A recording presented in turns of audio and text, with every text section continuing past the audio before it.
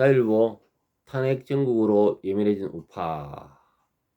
한중 언론 교류에도 매서운 눈. 정경은 기자가 썼습니다.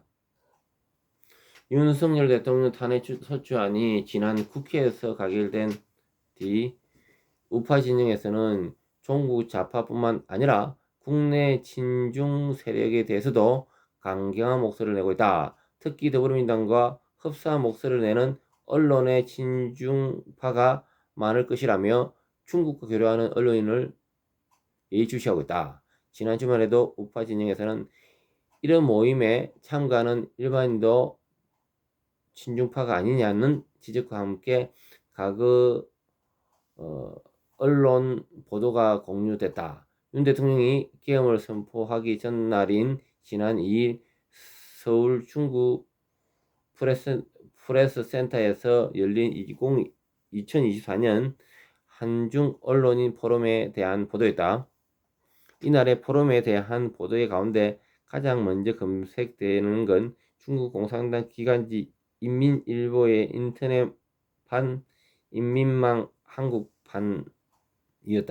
인민망 보도에 따르면 2024년 한중 언론인 포럼은 한중 저널이 주관했고 중앙일보 중국 연구소 차이나랩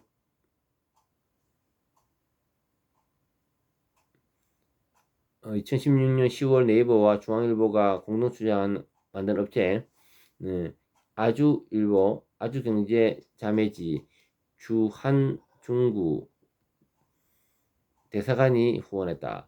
이날 포럼 사회는 동아일보 출신 하종대 전 한국정보방송원 KTV 원장이 맡았다. 한중의원연맹 회원인 김태년 더불어민주당 의원도 참석해 축사를 했다. 이날 포럼에는 박민희 한겨레 외교상담 선임기사, 오강진 주선 비즈 이코노미 조선 편집장, 홍창진 연합뉴스 편집국 기자, 이희옥 성균관대 중국연구소 소장, 유상철 중앙일보 중국연구소 소장, 박은경 경향신문 국제부 차장, 조창원 파이낸셜뉴스 논설위원, 박성훈 JTBC 국제팀 선임기자, 망주천 인민일보 서울지국장, 루싱하이 중국 CMG, 중국 공산당의 CCTV, CRN, CNI를 2018년 3월 통합해 만든 국영미디어 그룹 서울지국장이 참석한다고 인민망이 전했다. 사람이 많네요. 하지만 이 포럼에서 참석했다고 해서 친중파라고 낙인 찍기는 어렵다. 토론 주제 발제와 패널은 주최 측의 초청을 받았을 가능성이 있기 때문이다. 이 포럼보다 더 눈길을 끄는 모임은 따로 있었다. 한중고위 언론인 포럼이다.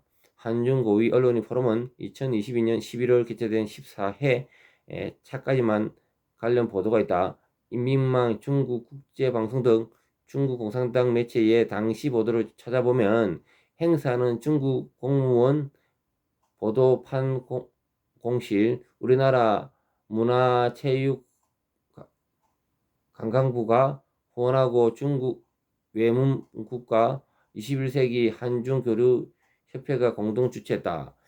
우리나라에서는 연합뉴스, KBS, SBS뉴스, 중앙일보, 동아일보 등 주요 언론사 소속 간부 30여 명이 참석했다고 전했다. 당시 아주경제 보도에 따르면 오종석 아주경제 사장, 김두식 법무법인 세종대표 변호사, 김진호 당국대 교수, 이하경 한중고위 언론인 포럼 위원장 겸 중앙일보 대기자, 남상석 SBS 보도본부장, 추승호 연합뉴스 TV 보도본부장, 김동호 중앙일보 노출위원 등이 행사에 참가했다. 문재인 정권 때 2021년 11월 열렸던 13회 포럼에는 중국 측에는 시린 중국 공산당 중앙선전부 부부장 겸 국무원 신문판 공실 주임이 우리 측에서는 황희 당시 문화체육부 관광부 장관이 직접 참석해 축사를 할 정도로 이 포럼은 중요한 행사다.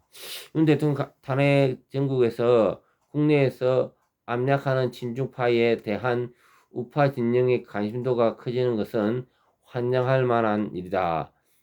하지만 중국 공산당이 친중파를 어떻게 움직이고 핵심 친중파는 어디서 어떤 식으로 영향력을 공작을 부리는지에 대해서 잘 모르고 언론 보도만 보고선 친중파를 가려낼 경우 예기치 못한 문제가 발생할 수 있다는 것이 중국 공산당 연구가들의 지적이다.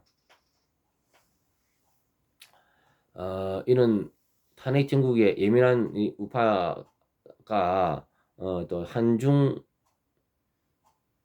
언론 교류에는 매서운 눈으로 보고 있습니다.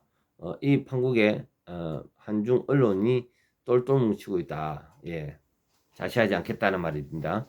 예, 김덕진입니다.